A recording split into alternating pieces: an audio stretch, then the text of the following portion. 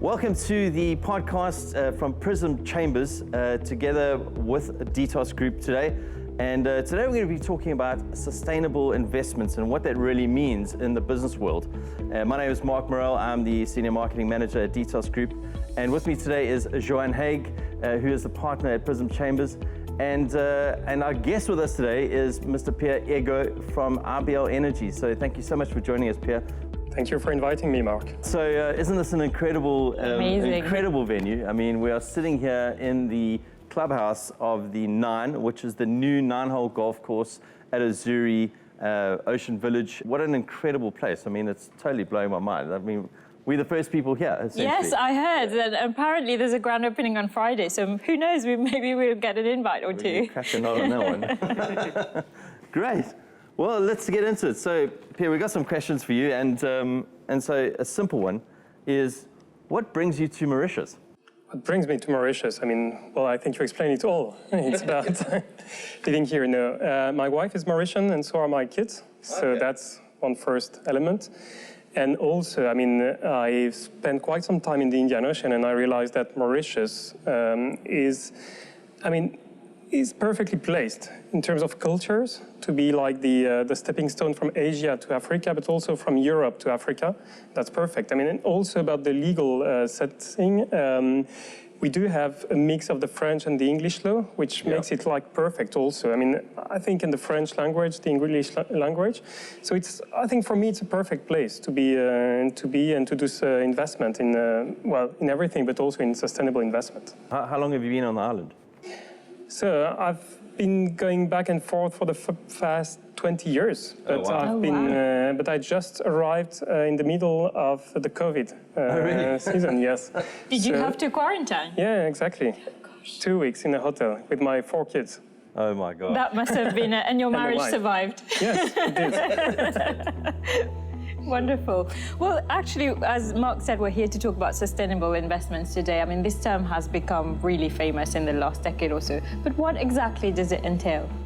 Well, you know what? I'm not going to start by energy, and I'm not going to start by environment. I mean, what is sustainability? I mean, when you look at the United Nations Sustainable Development Goals, there are 17 of them, and it starts with poverty, it starts with hunger, and environment, and energy only comes 7th.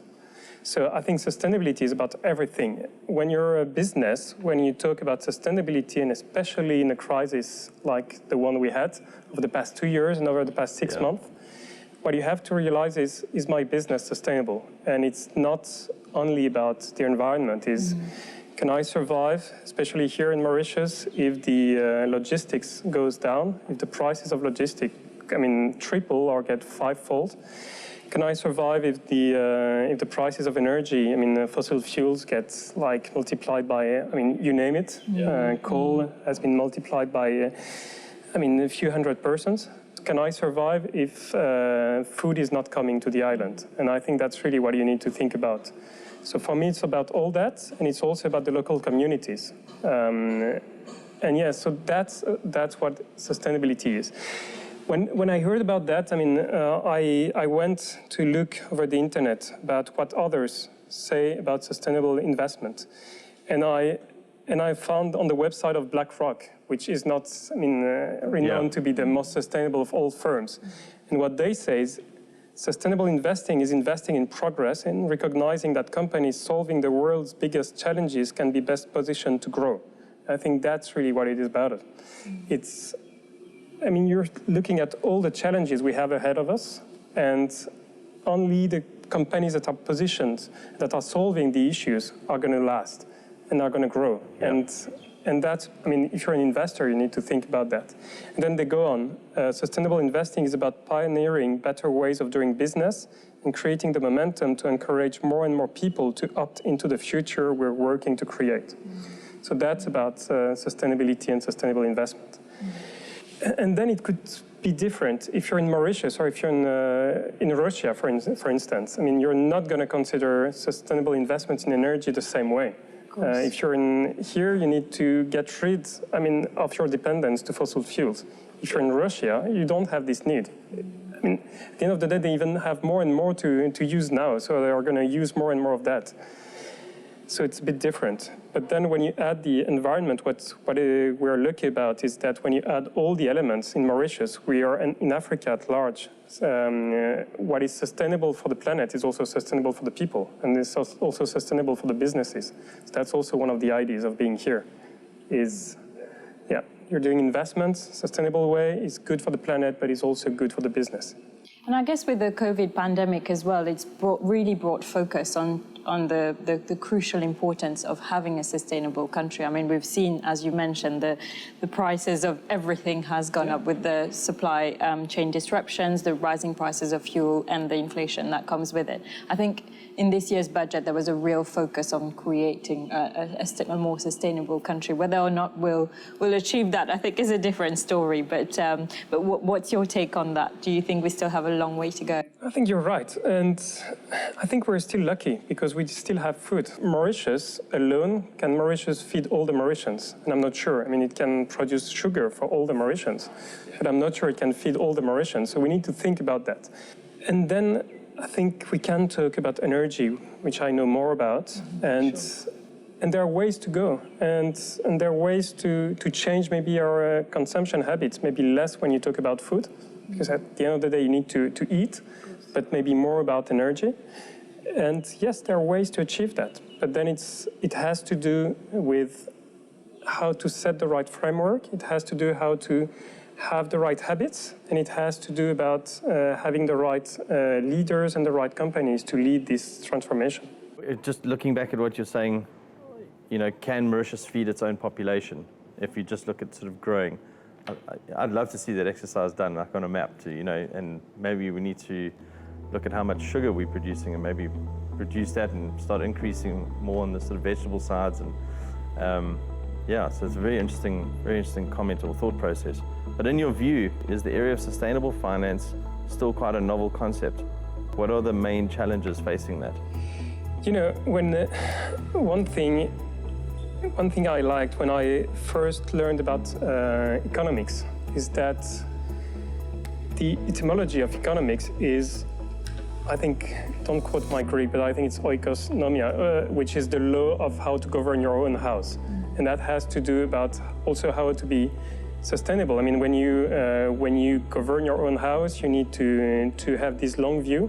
And so for me, I mean, of course, investing a lot of monies into sustainable, projects, etc., is a new concept. But at the same time, it has been forever. What we see is we're in an era of big finance. And so having all these, the BlackRocks of this world, investing a lot of money on one topic only is quite new.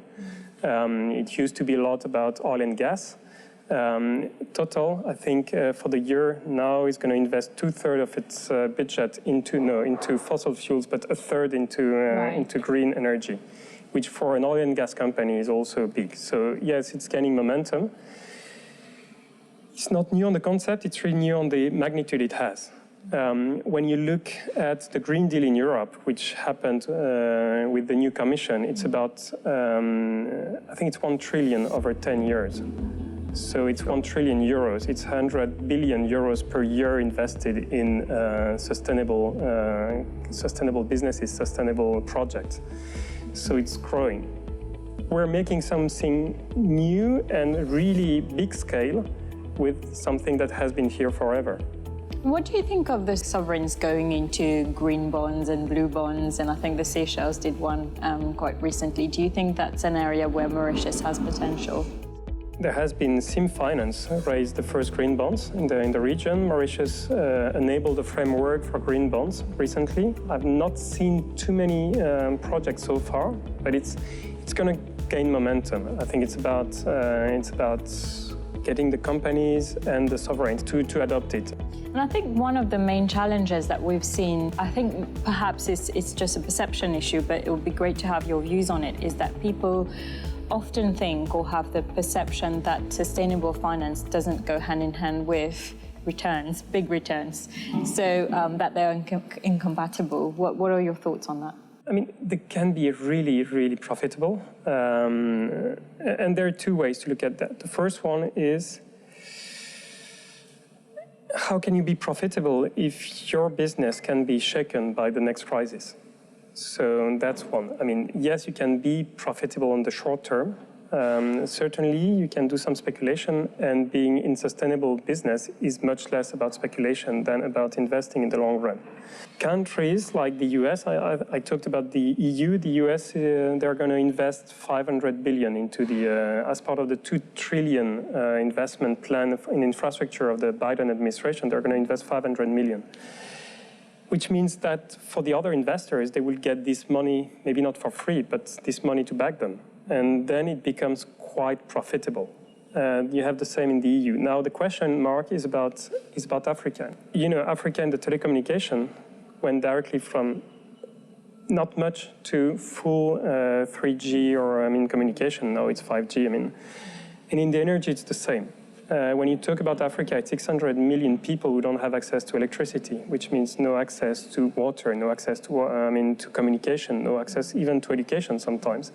Yeah. You got a population that is, median age of the population is below 20 years. So which means the population will double pretty quickly. So that means a need of infrastructure that is amazing. And all these people, you need to build infrastructure. And I think that can be extremely lucrative for the companies that are investing in that. Because first, you're betting on the future, but also you're getting all the subsidies from the other countries. So that can be extremely lucrative. But you need to have this long-term view.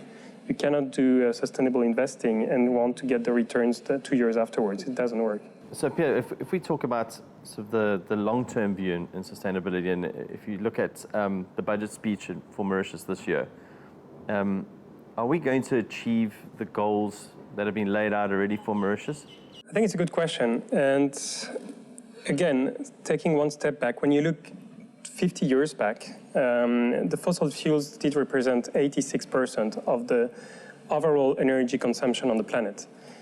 Fast forward 50 years, we're at 82%, which means that in spite of all the additions and all the additions of the past 20 years in renewable energy, or even in nuclear energy, we're more looking at addition than to a transition. And I think it's the way we need to look at also in Mauritius. We're currently with 80% fossil fuels in the electricity mix. Electricity represents 40% of the energy consumption of Mauritius, which means, and the rest is quasi 100% fossil fuels. So when you look at the consumption of Mauritius, you realize that it's, more than 90% fossil fuels. Yeah. Now, there needs to be a transition. Remember what we said. Do you want to be able to sustain the next 20 years, the shocks of the next 20 years, because they will come?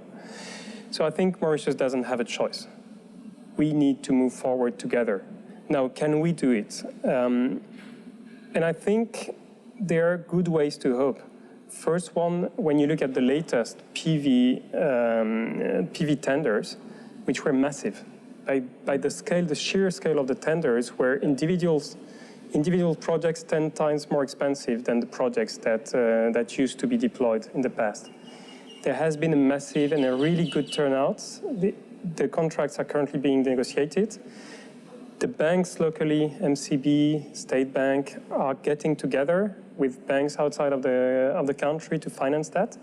We're talking about individual projects of $50 to $100 million, and we're talking about a few of them. And I think that's providing a lot of hope that we can reach that. 6 months ago, there was discussion at Business Mauritius, and I cannot give you all the details, but what was mentioned is that, yes, we can do the transition, and yes, we can get to this 50 or 60% by the end of the decade. That requires to have a 6-fold increase in terms of the PV and the wind capacities installed. That requires to have a transition of the coal that is being burned in the bagasse plants to biomass. And that requires to have other initiatives. But yes, I think we can do it. And the good news, again, is that the last PV tenders had this big turnout and had these projects that are about to be attributed and I think be built. So yes. Okay, so I've got a bit of a long question here, and I'm going to read it because I don't want to muddle my words. But wind and solar sources of energy are now present more than half of the new additions to production capacity worldwide. In Mauritius, solar sources of energy have become widespread in the last decade. What more can be done with regards to wind sources of energy? When you look at wind, wind has an advantage over PV. It's intermittent, but it can also produce at night. Mm-hmm. And we do have a lot of wind here in Mauritius. So yes, certainly we can and should develop that. Now you have also to look at the acceptability of wind. And Mauritius is about the environment, is about the landscapes, is about luxury tourism. Does it help to have these wind turbines? And we need to weigh the pros and the cons. But definitely there is a huge potential. There needs to be more wind projects. So, sorry, just interrupt you. Have we got enough space? Big question. I saw Seychelles went and built their own sort of island. They did. Yeah. I think it's called Romainville, and I think they did it, and they built also, it. As you say, is it good for the environment? I don't know. It doesn't really look great when you're flying in again. What is that? You know, my 5-star hotel's overlooking the... But again, if you have a wind turbine, in terms of the power per square meter, you have more power per square meter with a wind turbine. Okay. You can achieve more with a wind turbine. Now, you can even mix wind and PV. Mm-hmm. The big question is that if you have a PV plant 1 kilometer away, you won't see it. If you have a wind turbine 1 kilometer away, you will see it. We're piloting together with a German company the next next technologies for wind energy. It's about a kite that is being pulled at 200 to 500 meters high and taking the wind where it's most powerful. So we're piloting that here. So that maybe is the answer for tomorrow. Amazing. That may be something that you can do in 2030, I think it's going to be mainstream. So we need also to think ahead.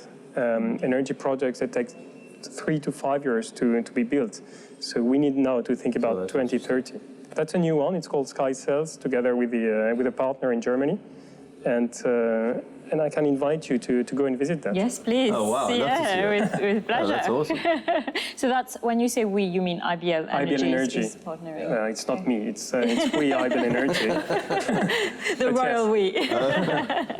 Amazing. Don't be so humble. We know it's you. I think you spoke about Africa earlier, and I'd like to delve a little bit into that. I think it's recognized that renewable energy is one of the fastest growing sources of energy across the planet. What potential do you think Africa has in this area? I mean, you spoke about the need. What potential is there for Africa to really be the next frontier for renewable energy? So I think there is a lot of potential in Africa. But maybe let's go back again to the needs.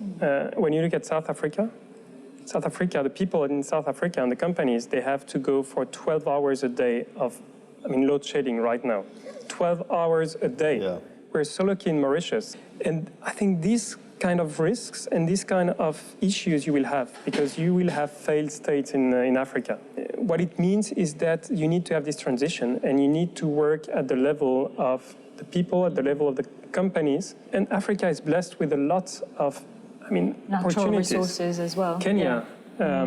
One of our board members used to be the CEO of Kengen when they introduced geothermal in Kenya. Now it represents, I think it's 40% of the power generation of the country. Sure. Yeah. So there is a huge potential. And I think when you talk also about sustainability and bringing the industries back where, close to the places of consumption, there is a big potential here in Africa. And is IBL Energy looking at investments on the continent? Yes, so we're currently looking at investments in the continent. We'll make, I hope, in a couple of months, a couple of announcements on that. But yes, we're investing in... so IBL Energy is really focused on commercial and industrial players. So we're not going to solve the issues of governance. That's for other people. That's for the, I'm French, for the EDFs or the Totals of this world. We're addressing the CNI segment because that's our DNA. We're addressing the IBLs of this world, the seafood of this world, the breweries of this world, the winners of this world, what they need to have to become more sustainable.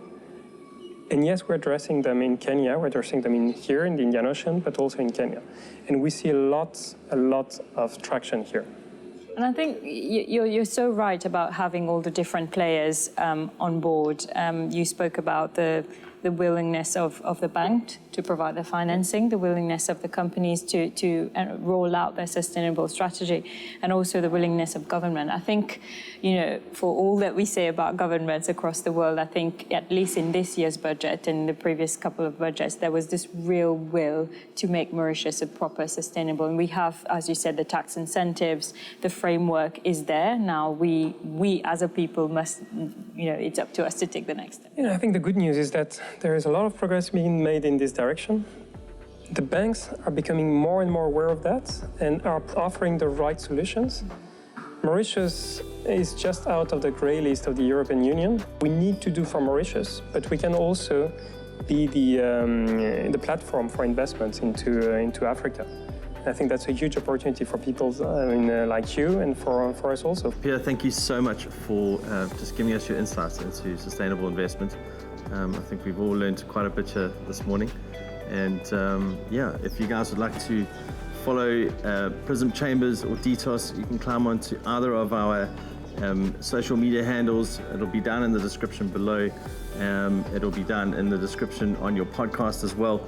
And thank you so much. And Azuri, big thanks to Azuri for having us out here at the new golf course.